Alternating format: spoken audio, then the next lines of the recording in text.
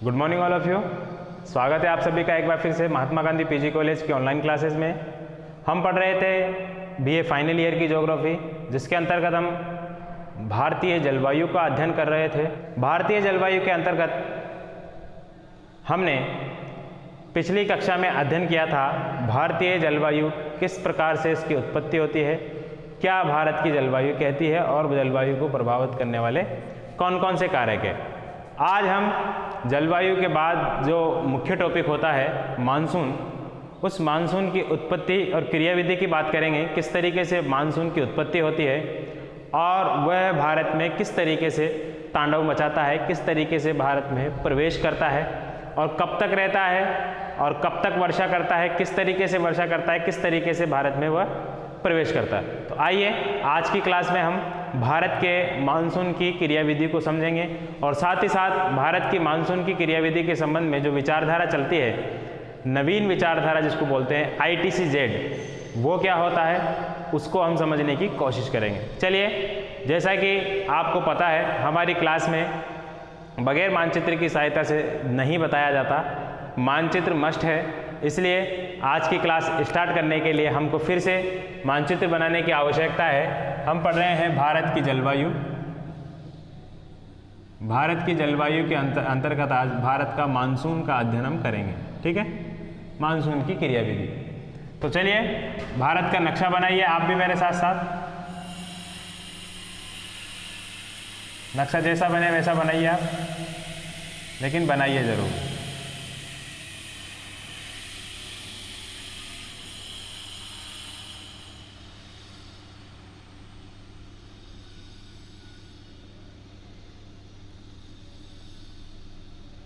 यह हमारा नक्शा बन रहा है।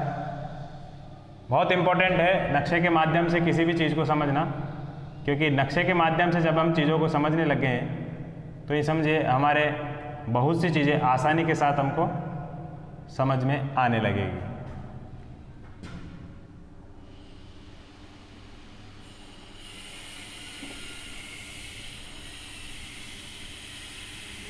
ये चलिए हमने भारत का नक्शा जो है वो तैयार कर लिया है। ये लीजिए, ये आपका त्रिपुरा मिजोरम वाला क्षेत्र हो गया, ये आपका पश्चिम बंगाल हो गया। इसके बाद यहीं से इसको थोड़ा सा ऊपर ले जाने के बाद और इसको इस तरीके से, ये लीजिए भाई, हमने भारत का नक्शा बना लिया।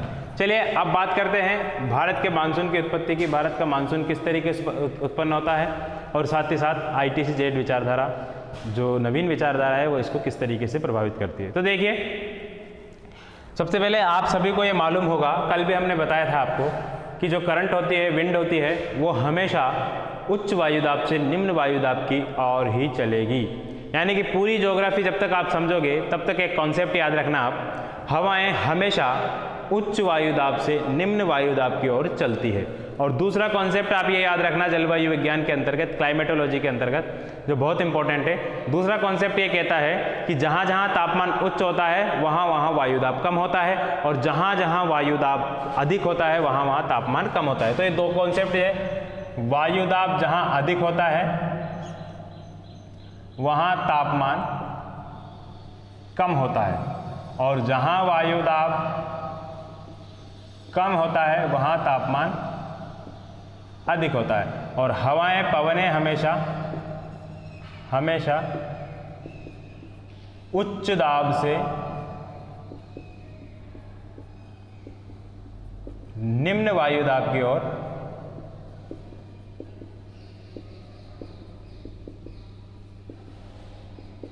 चलती है। ये दोनों कॉन्सेप्ट आप बिल्कुल याद रखिएगा, तब आप पूरी ज्योग्राफी को, जो क्लाइमेटोलॉजी है, जलवायु विज्ञान जिसको बोलते हैं, उसको हम आसानी से समझ सकते हैं। चलिए अब स्टार्ट करते हैं। देखिए ITC-Z विचारधारा क्या कहती है। ITC-Z इसका हिंदी में मतलब होता है, यहाँ लिख देता हूँ मैं, ITC-Z। इसको अंग्रेजी में कहते हैं इंटर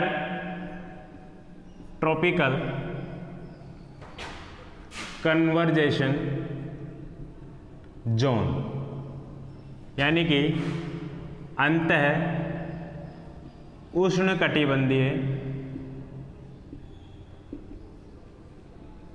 क्षेत्र, ये इसको कहते हैं। अब ये होता क्या है, इंपॉर्टेंट चीज तो यही है ना। देखिए ITCZ जो है, ये जो भूमध्य रेखा है, भूमध्य रेखा के ऊपर उच्च तापमान पाया जाता है, उच्च तापमान के साथ साथ वहाँ निम्न वायुदाब पाया जाता है। तो निम्न वायुदाब की पेटी में यह जोन बनता है, ठीक है। जहाँ जहाँ विश्व में निम्न वायुदाब पाया जाएगा वहाँ वहाँ ITCZ विचारधारा काम करेगी। देखिए कैसे काम करेगी।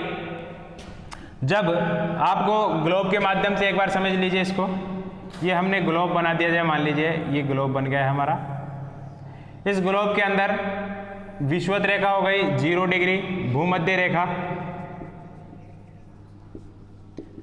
अब देखिए हमने आपको बताया था कि जहां जहां तापमान उच्च रहेगा वहां वहां वायुदाब कम पाया जाएगा। यहां सूरज की स्थिति होती है मार्च में, 21 मार्च 22 मार्च के आसपास सूरज यहाँ पर लंबवत चमकता है। तो क्या होता है, देखिए सूरज जब यहाँ पे लंबवत चमकता है तो सूरज की किरणें यहाँ पे सीधी पड़ती है। सीधी पड़ने के कारण इस क्षेत्र में सर्वाधिक क्या पाया जाता है, तापमान। सर्वाधिक तापमान पाए जाने के कारण यहाँ क्या बनता है, लो प्रेशर की बेल्ट बन जाती है।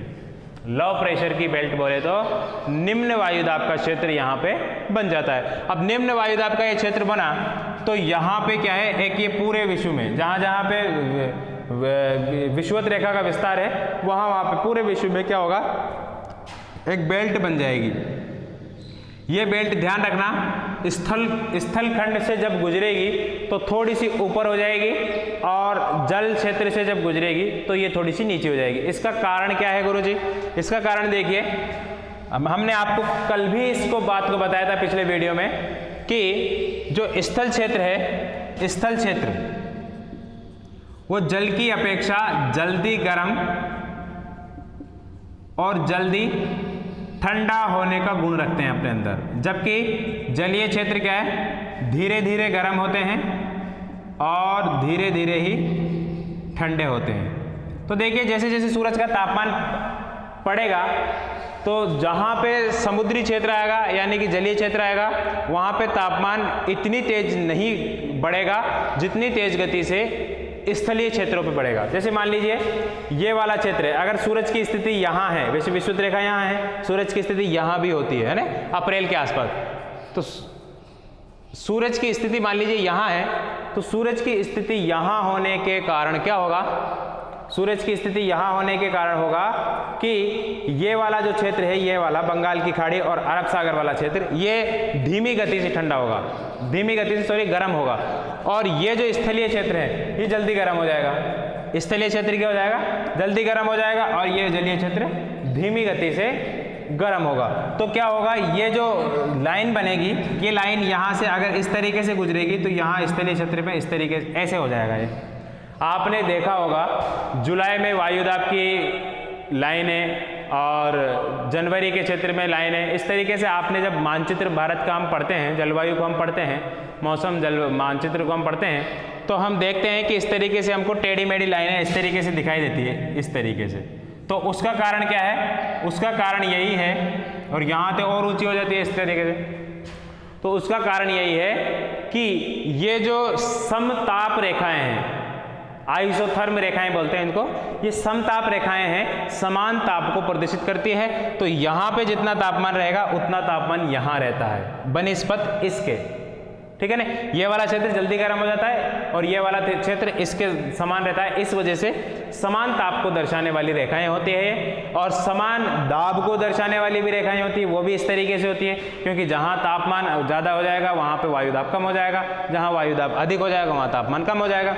इस तरीके से ये रेखाएं होती है। तो क्या होता है, देखिए लो प्रेशर की बेल्ट, ये लो प्रेशर की बेल्ट इस तरीके से भूमध्य रेखा के ऊपर बनी रहती है, ठीक है, भूमध्य रेखा के ऊपर बनी रहती है। तो मार्च के बाद आपको मालूम है अप्रैल मई जून के क्षेत्र में यहाँ कर्क रेखा होती है 23.5 डिग्री, इस कर्क रेखा पे सूरज की स्थिति हो जाती है। तो ये ITCZ की जो एक क्षेत्र है, ITCZ वाला क्षेत्र, ये ITCZ वाला क्षेत्र भी सूरज की स्थिति के साथ ऊपर नीचे होता रहता है। तो सूरज जैसे जैसे उत्तरी गोलार्ध में ऊपर की तरफ जाएगा उसी तरीके से ये ITC-Z वाली लाइन भी जो है धीरे धीरे ऊपर की ओर बढ़ती जाएगी। तो ये ITC-Z वाली भी कर्क रेखा के आसपास इस तरीके से ये रेखा होगी। उम्मीद करता हूँ आपको ITC-Z वाली ये लाइन समझ में आई होगी। ITC-Z inter tropical conversation zone, उष्ण कटिबंधीय क्षेत्र, ये वहाँ बनता है जहाँ पे उष्ण कटिबंध पाया जाता है, यानी कि सूर्य की स्थिति यहाँ पे लंबवत होती है, जहाँ पे निम्न वायुदाब पाया जाता है। बात समझ में आ गई होगी आपके। अब भारत के संदर्भ में इसकी स्थिति देखते हैं। चलिए भारत के संदर्भ में इसकी स्थिति देख लेते हैं। भारत के संदर्भ में इसकी स्थिति क्या है, अब हम देखें ITC-Z को भारत के संदर्भ में समझेंगे। अब हम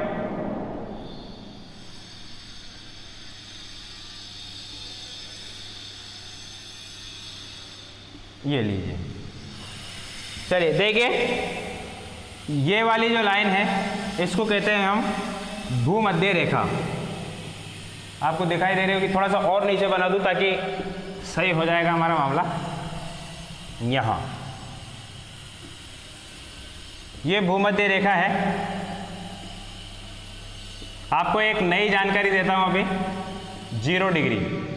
ध्यान रखिएगा, आपको यह आंकड़ा शायद पहले किसी ने बताया हो या नहीं बताया हो, शायद मेरी उम्मीद है आप पहली बार ही सुन रहे होंगे इस आंकड़े को। सूरज एक महीने के अंदर 8 डिग्री अक्षांश को पार कर जाता है। ध्यान रखना है इसके बाद, लगभग सूरज एक महीने के अंदर कितने डिग्री अक्षांश को, 8 डिग्री अक्षांश को पार कर जाता है। तो देखिए मार्च के अंदर सूरज की स्थिति यह होती है, कहाँ, भूमध्य रेखा के ऊपर।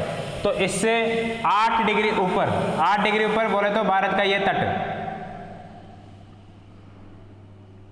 ये भारत का तटीय क्षेत्र जो है, भारत का लगभग यहाँ से 8 डिग्री 4 मिनट की रेखा गुजरती है। तो यहाँ ये 8 डिग्री पर सूरज की स्थिति कब होगी, मार्च के बाद अप्रैल में। अप्रैल में सूरज कहाँ आ जाएगा, भारत के तट के यहाँ। फिर अप्रैल के बाद मई में, क्योंकि ये नज़दीक आ गई, नीचे जगह नहीं है हमारे, इसलिए थोड़ा सा ऊपर बनाया इसको। मई में सूरज कहाँ आ जाएगा, 8 दूनी 16 डिग्री पे, लगभग 16 डिग्री पे सूरज की स्थिति होगी यहाँ। इसको समझना, नए तरीके से मैं आपको समझाने की कोशिश कर रहा हूँ। 16 डिग्री पे सूरज होगा मई को, MAY मई को सूरज की स्थिति कहाँ होगी, 16 डिग्री पे। और जून को तो आपको पता ही है, जून में इसकी स्थिति कहाँ होती है, यहाँ 24 साढ़े 23 डिग्री लगभग मान लीजिए इसको, 8 या 24 हो गया ना, 23.5 डिग्री ये होती है जून में स्थिति। चलिए गुरुजी ये बात समझ में आ गई, नई बात बताइए गुरुजी आपका, थैंक यू। चलिए तो आगे सुनिए, भूमध्य रेखा पे 0 डिग्री यानी कि सूरज की स्थिति मार्च में, अप्रैल में 8 डिग्री पे, मई में 16 डिग्री पे, और जून में कितने डिग्री पे आ जाता है, सही 23.5 डिग्री। इससे ऊपर सूरज नहीं जाता, वापस नीचे आ जाता है। फिर जून के बाद जुलाई में यहाँ आ जाएगा वापस, अगस्त में यहाँ, और सितंबर में यहाँ, फिर नवंबर में और दिसंबर में मकर रेखा पर। चलो उससे अपन को कोई मतलब नहीं है। अब देखिए होता क्या है, होता ऐसा है कि ITC-Z हम बता रहे थे आपको, ITC-Z जो है, जब सूरज भूमध्य रेखा पर रहेगा तो ITC-Z की स्थिति भी यहीं पर लगभग रहेगी। ठीक है, ITC-Z की स्थिति भी यहीं पर लगभग रहेगी। जब सूरज अप्रैल में यहां आ जाएगा तो ITC-Z कैसे बनेगा, ITC-Z इस तरीके से बनेगा, इस तरीके से। ठीक है, ये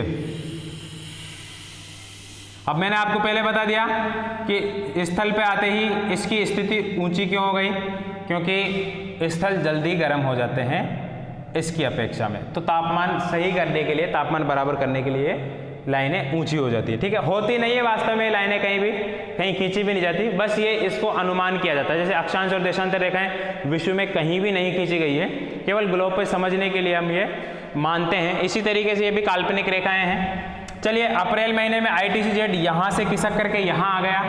अप्रैल के बाद क्या होगा, अप्रैल के बाद मई वाला जो आएगा, मई में ये ITC-Z की स्थिति इस तरीके से होगी, और ये इस तरीके से बंगाल की खाड़ी में चल जाएगा ऊपर होकर के।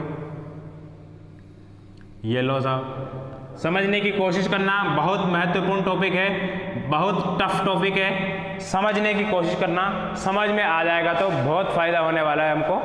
तो देखिए ITCZ यहाँ था पहले, यहाँ से खिसक करके अप्रैल में यहाँ, मई में यहाँ, और जून में कहाँ आएगा ये? जून में चूंकि सबसे ज़्यादा तापमान यहाँ हो जाएगा, तो हमने बताया था ITCZ जो है निम्न वायुदाब का क्षेत्र, उच्च तापमान का क्षेत्र है, तो सर्वाधिक तापमान यहाँ पे पाया जाएगा। कहाँ पे? थार के मरुस्थल में हो जाएगा। और ये वैसे जाने को तो ये किधर जाएगा? तिब्बत वाले क्षेत्र में। तो तिब्बत को छोड़ दीजिए, हम भारत के संदर्भ में बात कर लेते हैं, तो ये वापस इधर से इधर की तरफ आ जाएगा, ठीक है। या इसको तिब्बत के क्षेत्र में अगर ले जाना चाहो तो तिब्बत के क्षेत्र में भी ये चला जाएगा। वैसे तिब्बत के क्षेत्र से गुजार देते हैं इसको, तो कोई दिक्कत नहीं होगी। ये लीजिए, हम तिब्बत के क्षेत्र से गुजार देते हैं इसको, क्योंकि तिब्बत एक तप्त स्थल बन जाता है यहाँ तक। ये लीजिए, ये तिब्बत वाले क्षेत्र में चले गए। ये क्या बन गया? ITCZ। और ये नीचे से नहीं बल्कि कहाँ से जाएगा? ये इसी क्षेत्र से जाएगा, यहीं से, ठीक है, क्योंकि 23 जून पे सूरज यहाँ लंबा होता है।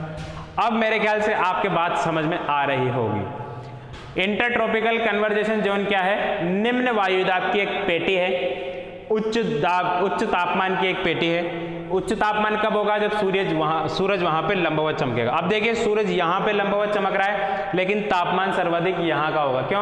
क्योंकि थार का मरुस्थल रेतीला इलाका है, आसपास कोई ना तो समुद्र है ना कोई वनस्पति है, इस वजह से ये जल्दी गर्म हो जाता है। जल्दी गर्म हो जाता है तो सबसे ज़्यादा तापमान का क्षेत्र ये बन जाएगा। इसके अलावा वो तो है ही, तिब्बत का पठार पथरीला है, पूरा जल्दी गर्म हो जाएगा वो।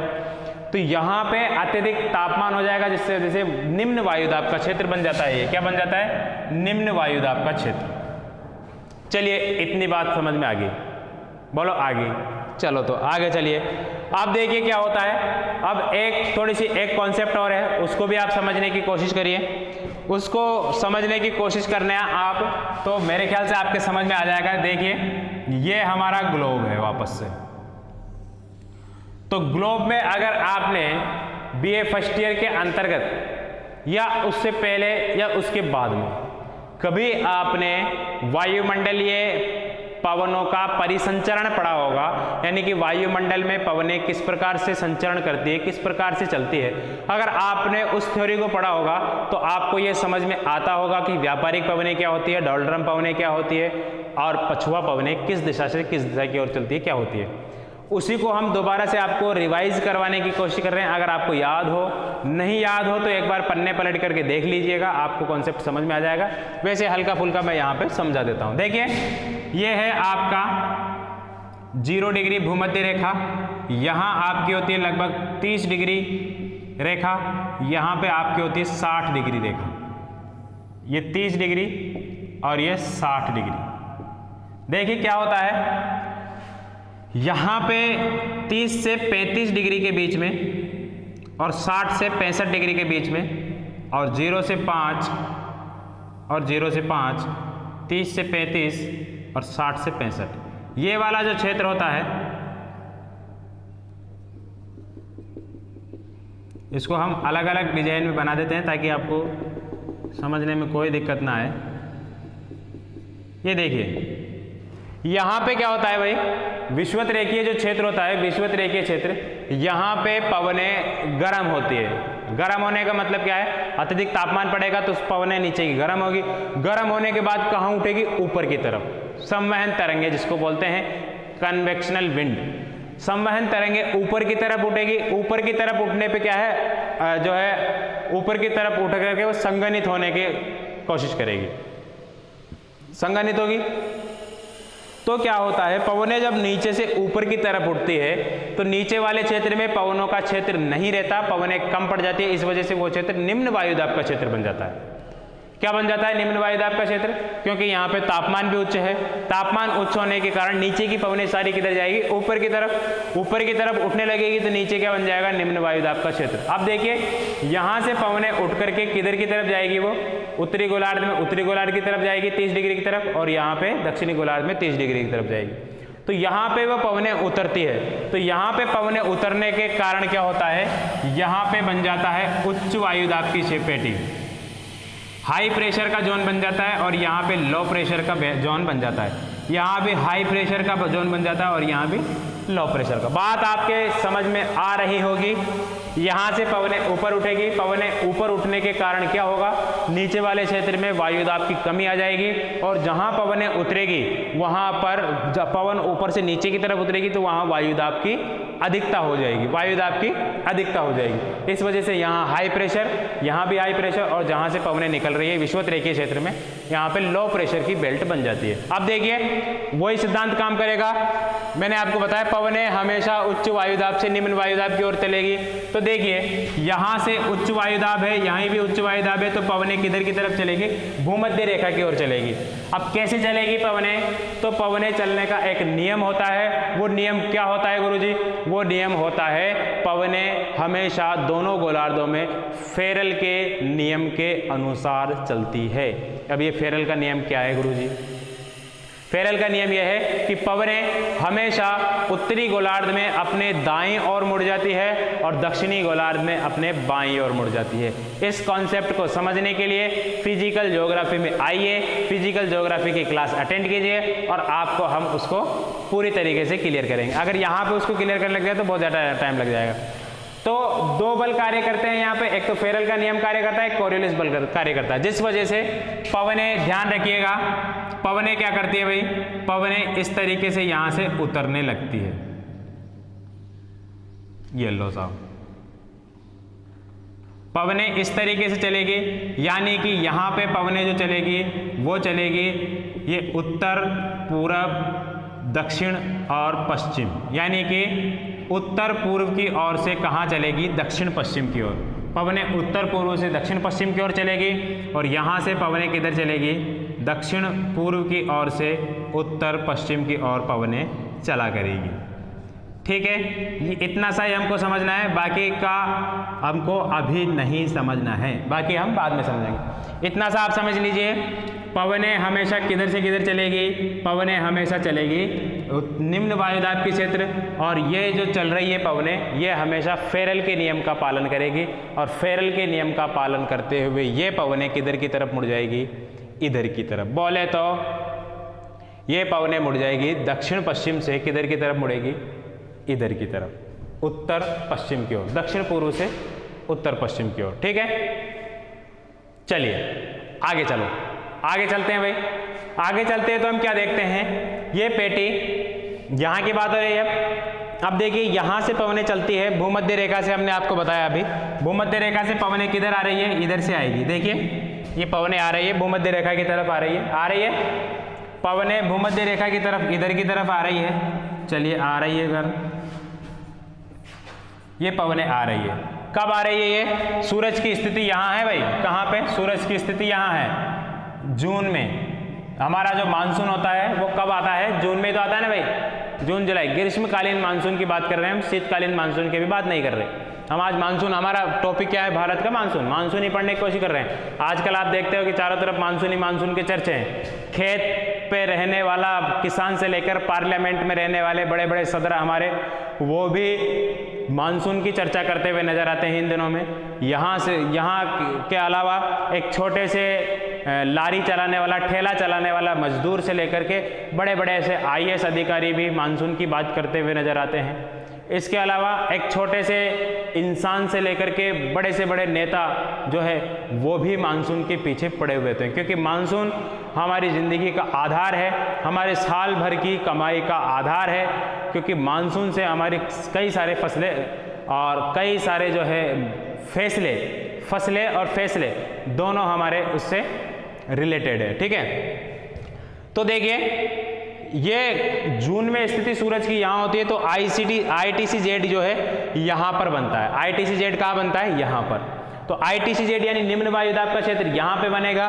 तो ये पवनें यहाँ से ऊपर की तरफ तो आएगी, लेकिन यहाँ पे फिर फेरल के नियम का पालन करेगी।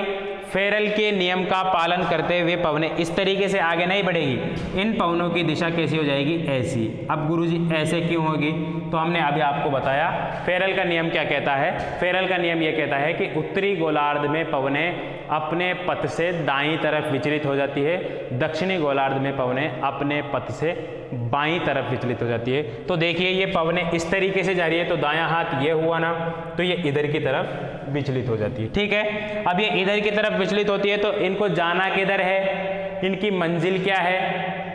जब से चला हूँ मेरी मंजिल पर नज़र है, रास्ते ने आंखों ने कभी मील का पत्थर नहीं देखा। शेर सुना होगा आपने, बहुत बड़ा शेर है, गुलाम क्या नाम है उसका, मिर्ज़ा गालिब का शेर है। जब से चला हूँ मेरी मंजिल पर नज़र है, आंखों ने कभी मील का पत्थर नहीं देखा।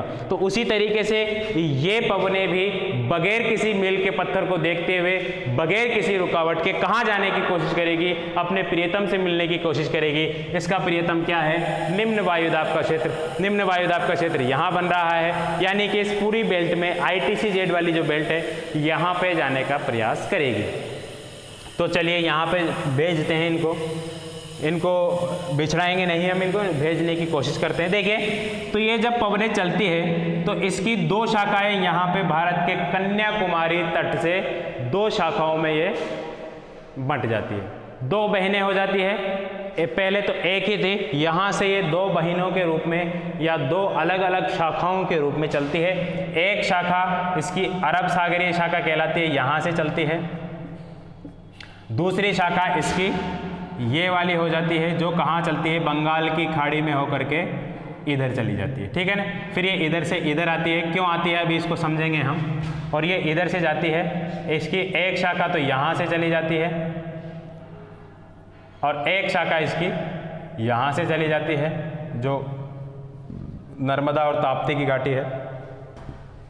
समझने की कोशिश करना है, यहाँ पे बहुत माइनर चीज़ बता रहा हूँ मैं आपको, बहुत ही ज़्यादा काम आने वाली चीज़ आपके बता रहा हूँ, बहुत ही सरल शब्दों में आपको समझाने की कोशिश कर रहा हूँ। आप समझने की कोशिश करना इसको। देखिए, मानसून की दो धाराएं यहाँ पे उत्पन्न हो जाती है। दो धाराएं बोले तो एक तो अरब सागरीय मानसून की धारा, एक बंगाल की खाड़ी की मानसून की धारा। तो बंगाल की खाड़ी वाली तो बंगाल की खाड़ी में बगैर किसी अवरोध की जाएगी, लेकिन इसको बीच बीच में अवरोध का सामना करना पड़ता है।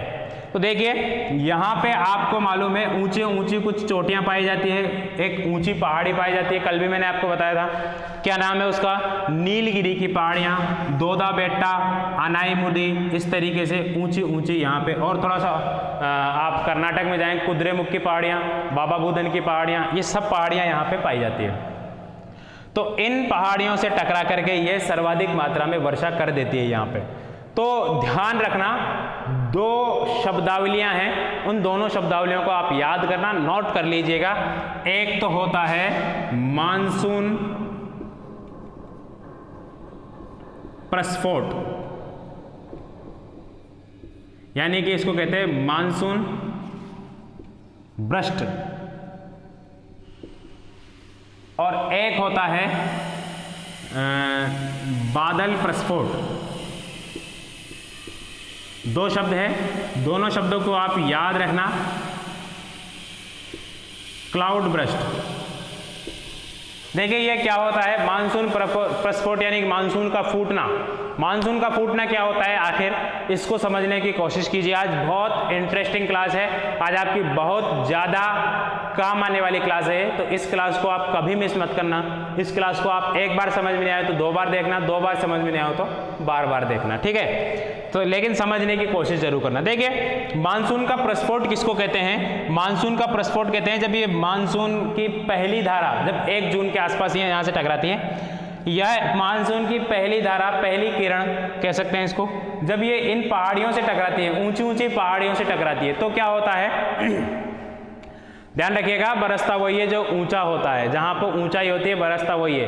तो देखिए, ये मानसून की धाराएं नीलगिरी की पहाड़ियों से टकराती है, टकराने के बाद ये ऊपर उठती है। इसके साथ साथ जितनी ऊंचाई नीलगिरी की पहाड़ियों की, ये भी ऊपर उठने की कोशिश करती है। पवनें होती है, आर्द्र पवनें होती हैं, क्योंकि ये सागरीय क्षेत्रों से आ रही है इसलिए इसमें नमी होती है, यानी कि आर्द्रता होती है। आर्द्रता बोले तो पानी की मात्रा होती है, तो पानी की मात्रा होती है, वाष्प जिसको कहते हैं। तो ये जैसे ही पहाड़ों से टकराएगी तो पहाड़ की जितनी ऊंचाई है ऊंचाई तक जाएगी, ठीक है, जितनी ऊंचाई है वहां तक जाने की कोशिश करेगी, लेकिन वो बहुत ज़्यादा ऊंचे हैं, इस वजह से ये जितनी ज़्यादा ऊंचाई पे जाएगी इनका संघनन होना शुरू हो जाएगा। संघनन बोले तो इनका बादल बनना शुरू हो जाएगा। जैसे जैसे ये हवाएं बादलों का रूप लेगी, बादलों का रूप लेते ही वहाँ पे क्या करेगी? भयंकर बारिश करेगी, बहुत ज़्यादा मात्रा में बारिश करेगी, क्योंकि अभी तो स्टार्ट ही है, बहुत सारा पानी है इसमें। तो ये जैसे बादलों से टकराएगी, ऊपर उठेगी, थोड़ी सी ऊपर उठने के बाद वहीं पे बरस जाएगी। ठीक है ना। तो कहा भी जाता है बादल हमको, ये ऊंचे ऊंचे पहाड़ हमको ये शिक्षा देते हैं कि जितनी ऊंचाई पे आप जाओगे, अपना कद जितना आप बढ़ाओगे, उतना ही ज़्यादा दूसरों का आप फायदा कर सकते हो। तो ये बादल, ये सॉरी पहाड़ जितने ऊंचे होते हैं उतनी ही ज़्यादा मात्रा में वर्षा लेके आते हैं। हमको ये पहाड़ शिक्षा भी देते हैं, खड़े खड़े पहाड़, इनसे हमको सीखना चाहिए कि अपना कद जितना आप बढ़ा लोगे उतनी ही मात्रा में आप दूसरों का भला कर सकोगे। ये हमको यहाँ शिक्षा मिलती है। शिक्षा मिलने, ये एक मोरल बात थी, लेकिन हमारा मानसूनी वाली बात है। तो देखिए यहाँ पे बहुत ज़्यादा मात्रा में एकदम से बारिश हो जाती है, वो बारिश को कहते हैं मानसून का प्रस्फोट, यानी कि मानसून का फूटना, जिसकी वजह से हमने बताया था वो मानसून का फूटना प्री मानसून होता है एक तरीके से। वो मानसून बहुत ज़्यादा तेज़ गति से एकदम से बारिश कर देता है। तो इस वजह से क्या होता है, इस वजह से होता यह है कि यहाँ पर अच्छी खासी वर्षा हो जाती है, जिसको आम्र वर्षा के नाम से जाना जाता है, कॉफ़ी वर्षा के नाम से जाना जाता है, चेरी ब्लॉसम कहते हैं। ये मैंने आपको कल लिखवा दिया था। चलिए इसके बाद ये आगे चलती है। आगे चलने के बाद कुछ दर्रे हैं, यहाँ पर कुछ दर्रे हैं। आपको बताया था मैंने, जब प्रायद्वीपीय भारत हम पढ़ रहे थे, प्रायद्वीपीय भारत के अंतर्गत मैंने आपको बताया था कि यहाँ पे एक दर्रा तो यहाँ है थाल घाट, भोर घाट, एक यहाँ है पाल घाट, एक शेनकोट, 4-5 दर्रे हैं। इन दर्रों को भी आप याद रखिएगा। तो ये इन दर्रों से अंदर की तरफ जाती है और कुछ मात्रा में बारिश करती है। लेकिन ये ध्यान रखना, ये वाला जो क्षेत्र है, तमिलनाडु वाला जो क्षेत्र है, तमिलनाडु वाले क्षेत्र में बारिश नहीं कर पाती, क्योंकि ये पवनें यहाँ से उठती तो है, उठती है ऊपर जाके वर्षा कर देती है, लेकिन उस पहाड़ी ढालों पे उतर जाती है, वहाँ पे वर्षा नहीं कर पाती। तो ये वाला जो क्षेत्र है, तमिलनाडु वाला क्षेत्र, ये सूखा रह जाता है। इसको कहते हैं वृष्टि छाया क्षेत्र। क्या बोलते हैं इसको? वृष्टि छाया क्षेत्र। इंपॉर्टेंट है, याद रखना। वृष्टि छाया क्षेत्र एक तो यहाँ बनता है और एक और बनता है, अभी देखेंगे उसको कहाँ बनता है। वृष्टि छाया क्षेत्र क्या बनता है? तमिलनाडु में। तमिलनाडु में बन गया तो इसके बाद ये अलग अलग दर्रों से अंदर जाकर के वर्षा करेगी, वो एक माइनर बात है। लेकिन यहाँ पे आपको मालूम है, यहाँ पे एक कगार भूमि पाई जाती है। हमने आपको कल भी इसका इशारा दिया था। कगार भूमि यानी कि ऊंचे पहाड़ पाए जाते हैं। पहाड़ इतने ऊंचे नहीं हैं, बहुत ज़्यादा ऊंचे नहीं है, लेकिन ऊंचाई में है, ठीक है ना। तो ये मानसून की पवनें इनसे टकरा करके अधिकतर वर्षा इधर ही करती है। कुछ मात्रा में वर्षा इधर भी होती है, अलग अलग दर्रों के माध्यम से अंदर जा करके वर्षा करते हैं। तो कुछ मात्रा में वर्षा इस क्षेत्र में होती है, लेकिन अधिकतर वर्षा इस पश्चिमी घाट के इधर, सह्याद्री पर्वतमाला है, सह्याद्री इसको कहते हैं, उसके इधर इधर ही अधिकतर वर्षा कर देती है। चलिए इसके बाद इसकी एक धारा चली जाती है ताप्ती नदी की। ताप्ती नदी की घाटी में, ताप्ती नदी की घाटी में जाकर के यहाँ पर बैतूल का पठार है, जहाँ से सह्याद्री पर्वतमाला है। बैतूल का पठार, बैतूल के पठार में ये वर्षा करती है अच्छी खासी, और यह इस पूरे एरिया में अच्छी वर्षा करती है। और दूसरी शाखा किधर चली जाती है इसकी?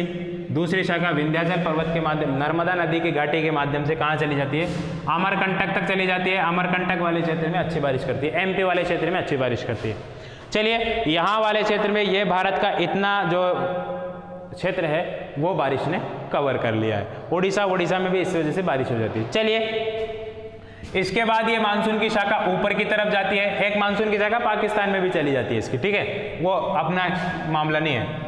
तो यहाँ पे ये मानसून की शाखा जैसे आगे बढ़ती है तो यहाँ इसमें एक अवरोध आ जाता है। उस अवरोध को अरावली के नाम से जाना जाता है। अरावली पर्वत के कारण ये मानसून की धारा पश्चिमी राजस्थान में वर्षा नहीं कर पाती, क्योंकि अरावली की पर्वतमालाएं भी ऊंची है। ऊंची होने के कारण ये उधर नहीं जाती। चूंकि ये मानसून की धाराएं इसके समानांतर भी है, इसलिए इसको क्रॉस भी नहीं करती है। समानांतर तो इधर से निकल जाती है, पतली गली से इधर नहीं जा पाती। तो यहाँ भी क्या हो जाता है, ये भी क्या बन जाता है? वृष्टि छाया क्षेत्र बन जाता है। इस वजह से पश्चिमी राजस्थान वाला हिस्सा जो है वो भी सूखा रह जाता है, बहुत कम मात्रा में वहाँ पर बारिश होती है। चलिए इसके बाद ये वाली शाखा जाकर के कहाँ टकराएगी? हिमालय पर्वत पर। हिमालय पर्वत के वहाँ टकराएगी। कहाँ टकराएगी? लगभग यहाँ पर शिमला में। शिमला बोले तो हिमाचल प्रदेश में। अब देखिए यहाँ तक एक शाखा खत्म। चलो गुरुजी दूसरी बताओ। दूसरी देखिए, दूसरी ये है, ये दक्षिणी, ये आपकी जो है बंगाल की खाड़ी वाली शाखा। बंगाल की खाड़ी वाली शाखा चलती है भाई इधर की तरफ। अब इसको बीच में कुछ भी अवरोध का सामना नहीं करना पड़ता। बंगाल की खाड़ी में जो है ये वर्षा नहीं करती, क्योंकि अवरोध ही नहीं है बीच में।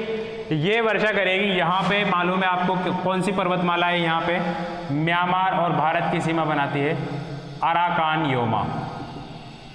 यहाँ इतनी लंबी तो नहीं है, इतनी है लगभग।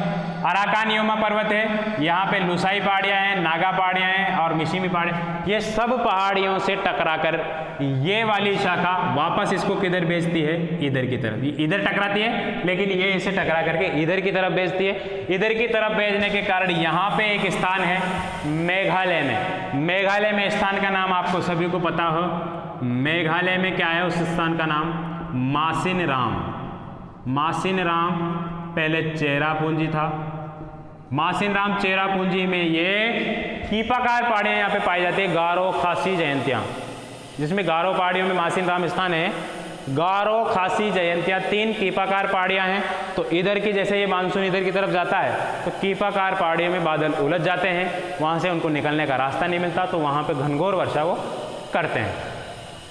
तो विश्व का सबसे ज़्यादा नम क्षेत्र, विश्व का सबसे ज़्यादा आर्द्र क्षेत्र, विश्व का सबसे ज़्यादा वर्षा प्राप्त करने वाला क्षेत्र कौन सा है, यही है। ठीक है, अब इसको याद रखिएगा आप। इसको याद रखने के बाद क्या है, ये मानसून की शाखा इधर चलती है, ये हिमालय पर्वत ऊपर आ जाता है, हिमालय पर्वत के सारे ये गंगा के मैदान से, गंगा की घाटी में इधर की तरफ चलती है। अब चलने के बाद क्या होता है, ये वाला जो क्षेत्र है, ये वाला जो क्षेत्र है यहाँ पर हिमालय पर्वत क्षेत्र, यहाँ से 2 बहिनें बिछड़ी थी, हमने आपको बताया था। ये दोनों बहिनें वहाँ जाकर के ये मिल जाती है, क्योंकि इधर से तो ये वाली बहन आ रही है अरब सागर वाली, इधर से बंगाल की खाड़ी, दोनों बहिनें यहाँ जाकर के मिल जाती है। तो दोनों के बादल, एक हिमालय में, ये हिमालय वाला क्षेत्र है तो ये हिमालय की पहाड़ी मान लीजिए, एक तरफ से बंगाल की खाड़ी वाली आ रही है, एक तरफ से कौन सी आ रही है, यहाँ पर अरब सागर वाली। तो ये दोनों उस पहाड़ी पर जाकर के, कई सारी पहाड़ियाँ हमारे पहाड़ियों पर जाकर के मिलती है, और मिलने के बाद इतनी भयंकर बारिश करती है, इतनी भयंकर बारिश करती है कि ऐसा लगता है जैसे किसी ने ऊपर जाकर के बहुत सारे ड्रम से पानी फेंक दिया एकदम से। बहुत तेज गति से बारिश होती है, मूसलाधार बारिश से भी कहीं ज़्यादा तेज। ऐसा लगता है किसी ने ऊपर जाकर के ड्रम उंडेल दिया हो। तो उस वजह से उस प्रकार की बारिश को क्या कहते हैं, बादलों का प्रस्फोट कहते हैं, बादलों का फूटना।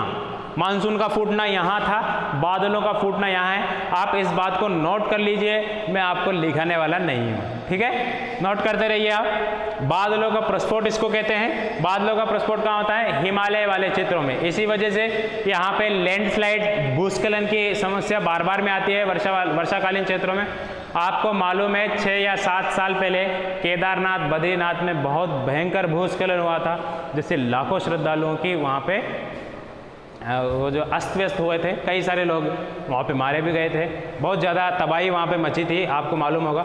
वो इसी कारण होता है, दोनों शाखाएं जाकर के वहाँ पर मिल जाती है। अब देखिए, दोनों शाखाएं मिल जाती है, ऊपर हिमालय पर्वत आ जाता है, तो हिमालय पर्वत से टकरा करके, हिमालय पर्वत से टकरा करके ये उत्तर के विशाल मैदान में खूब बारिश करती है। इस तरीके से पूरा भारत जो है बारिशमयी हो जाता है, ठीक है। ये वाला 1 जून से यहाँ पे इसकी शुरुआत होती है, 1 जून के बाद 10 जून, 10 जून के बाद 20 जून और 1 जुलाई तक ये पूरे भारत में फैल जाता है। 1 जुलाई से 1 सितंबर तक खूब बारिश करता है उत्तर के मैदानों में, उत्तरी भारत में। उसके बाद ध्यान रखना, 15 सितंबर ये प्रश्न पूछ लिया गया था, प्रश्न पूछ लिया गया था यूजीसी नेट एग्जाम 2018 में। ये प्रश्न पूछा गया था कि भारत में मानसून प्रत्यावर्तन की अवधि क्या है, यानी कि मानसून के लौटने की अवधि कब से शुरू होती है। 15 सितंबर से शुरू होती है, ध्यान रखना। 15 सितंबर को मानसून का प्रत्यावर्तन काल कहते हैं, मानसून का प्रत्यावर्तन, यानी कि मानसून वापस लौटना शुरू कर देता है, वर्तन, ठीक है। मानसून वापस लौटना शुरू कर देता है 15 सितंबर से। तो वापस लौटते हुए मानसून, अब देखिए यहाँ से तो हवाएं इधर की तरफ चलेगी, लेकिन अब क्या होगा, 15 सितंबर की स्थिति अलग हो जाती है। ये जून, जुलाई, जून तो यहाँ था, जुलाई, अगस्त, सितंबर में अब सूरज वापस यहाँ पे आ जाएगा, ठीक है। ये अवधि पूरी होने के बाद सूरज की जो स्थिति वो यहाँ पे हो जाएगी वापस भूमध्य रेखा की ओर। तो आपको मालूम है अब पवनों की दिशा भी बदल जाएगी। इसी को तो मौसम कहते हैं, इसी को तो मानसून कहते हैं, यानी कि पवनों की दिशा के अनुसार मौसम का बदल जाना मानसून कहलाता है। सिंपल सी बात है। यहाँ पे सूरज की स्थिति हो जाएगी, सूरज की स्थिति यहाँ हो जाएगी तो पवनें पहले इस तरीके से जो चल रही थी, अब पवनें उल्टी चलेगी, इधर से चलेगी। अब पवनें पहले इधर से आएगी और फिर पवनें इधर की तरफ से आएगी, ठीक है। यहाँ से तो उल्टी चलने के कारण क्या हिमालय से टकरा के आ रही है, लेकिन इसी दौरान क्या है, शीतकाल में दक्षिणी पूर्वी क्षेत्र से इधर की तरफ से एक मानसून आता है, इसको शीतकालीन मानसून कहते हैं। शीतकालीन मानसून इधर की तरफ से प्रवेश करता है, किधर जाने की कोशिश करेगा, उच्च दाब का क्षेत्र, निम्न दाब का क्षेत्र यहाँ पे बनेगा, तो ये ऊपर से नीचे की तरफ आने की कोशिश करेंगे। तो लौटता हुआ मानसून जैसे कि नीचे की तरफ आता है तो ये पवनें इनको धक्का दे करके यहाँ पर बारिश करवाती है। कहाँ पर, तमिलनाडु वाले क्षेत्र में, तमिलनाडु वाले क्षेत्र में यहाँ पे बारिश करवाती है। तो ध्यान रखना, भारत में शीतकालीन वर्षा प्राप्त करने वाला, शीतकालीन वर्षा प्राप्त करने वाला एकमात्र राज्य है जिसको तमिलनाडु कहते हैं। क्या है, शीतकालीन मानसून से वर्षा प्राप्त करने वाला एक राज्य है जिसको क्या कहते हैं, तमिलनाडु। या कह सकते हैं लौटते हुए मानसून से सर्वाधिक वर्षा प्राप्त करने वाला जो राज्य है वो आपका तमिलनाडु है। बाकी साल भर ये सूखा रहता है और उसके बाद नवंबर, दिसंबर, जनवरी के आसपास यहाँ पे अच्छी खासी बारिश होती है। तो ये आपका ग्रीष्मकालीन मानसून बताया मैंने। शीतकालीन मानसून ज़्यादा इंपॉर्टेंट नहीं है। शीतकालीन में पवनें इधर की तरफ से आती है क्योंकि सूरज की स्थिति नीचे हो जाती है। अत्यधिक तापमान वाला क्षेत्र यहाँ बन जाता है, निम्न वायुदाब वाला क्षेत्र, तो पवनें ऊपर की तरफ से नीचे की तरफ आने की कोशिश करती है, अपने साथ नमी लेकर के आती है। तो यहाँ इस क्षेत्र में कुछ मात्रा में वो वर्षा करती है, ज़्यादा उससे वर्षा नहीं होती। ध्यान रखिएगा, प्रश्न पूछ लिया जाता है कि राजस्थान में सर्वाधिक वर्षा मानसून की किस शाखा से होती है, तो बंगाल की खाड़ी की शाखा से होती है। ध्यान रखना, बंगाल की खाड़ी की शाखा इधर जाती है तो यहीं पे वर्षा वो करती है। बंगाल की खाड़ी की शाखा से राजस्थान में सर्वाधिक वर्षा होती है। ये थोड़ी सी आपको मैंने बात बताई है। इसके अलावा कुछ थोड़ी सी बातें और है जो इधर से आपकी पछुआ पवनें जब आती है, पछुआ पवनें या भूमध्य सागरीय पवनें कह दीजिए उसको, ये शीतकालीन में आती है। सर्दियों के दिनों में ये जनवरी फरवरी में इस दौरान आती है। जनवरी फरवरी में ये क्या है, यहाँ से आकर के ऊपरी वायुमंडल में चलती है। ये ऊपरी वायुमंडल तो हिमालय के अवरोध से टकरा करके ये उत्तरी भारत में इस जगह पे पूरे पंजाब, हरियाणा, कुछ राजस्थान का उत्तरी हिस्सा और यूपी का पश्चिमी हिस्सा, जम्मू कश्मीर वाले क्षेत्र में अच्छी खासी बारिश कर देती है ये, जिसको कहते हैं मावठ। क्या बोलते हैं उसको, मावठ बोला जाता है उसको।